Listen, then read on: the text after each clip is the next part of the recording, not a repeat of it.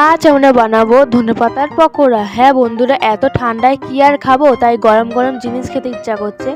তো এই ঠান্ডার মধ্যে আমি নিয়ে চলে আসলাম ধনেপাতার পকোড়া। আমি একা বানাইনি বলতে গেলে, তোমার সাথে শেয়ার করেছি শুধু। আমার বড় মার মা মিলেই সব করেছে।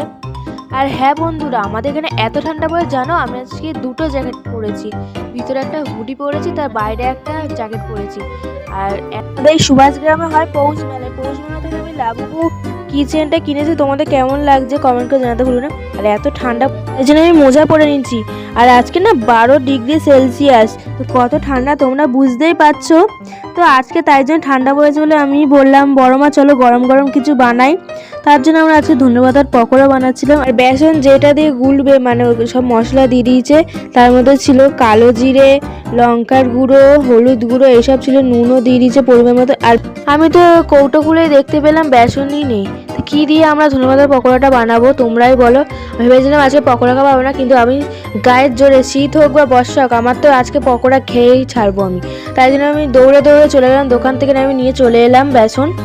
তো এনে তাড়াতাড়ি করে কেটে বম্মার একটু হেল্প করে দিচ্ছিলাম। হেল্প বলতে আর কিছু করে উটকো কাজগুলোই করছিলাম। আর আমি না বেসন ঢালতে ফেলেও দিয়েছিলাম। আমি আর একটা উটকো কাজ করে নিয়েছি বন্ধুরা, দেখতেই পাচ্ছ এতটা জল দিয়েছিল পুরো পুকুর করে দিয়েছি বেসনের ইয়েটা। আমি আবার ঠিক করে দিল বড় মা, ওর উপর একটু বেসন দিয়ে আবার আমি নাড়িয়ে গেলাম যাচ্ছি। তারপর বড় মা বললো, বাবা তোর দ্বারা এই কাজটা হবে না, তুই আমাকেই দে। তারপর আর কি, যে উটকোগুলো কাজগুলো করে সেগুলো ঠিক করতে হবে, তাই জন্য আমার বড় মা আমার হাত থেকে নিয়ে বললো, বাবা তুই কোনো বসে থাক, তুই শুধু দেখ আমি করেই যাচ্ছি।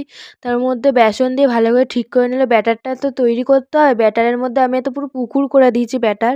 আমার আবার কি, আমার বড় মা আমার দেখে হাসছে। তারপর মেন কাজটা চলেই এলো, ধনেপাতাগুলো ব্যাটারে চুবিয়ে চুবিয়ে ভাজা। এই ভাজার কাজটা আমার বড় মাকে দিলাম, কারণ আমি নিলেই ভাজা আধ কাঁচাই রয়ে গেল। তাই জন্যে দেখতেই পাচ্ছ আমি তো আগুন পোয়াতে চলেই গেছি। আর ওপার থেকে না আমার বড় মা ডাকছে, হয়ে গেছে পকোড়া খেয়ে যা। তো আমি পকোড়াটা শুধু খাবো না, তার সাথে আমার মা বানিয়েছিল কি খিচুড়ি।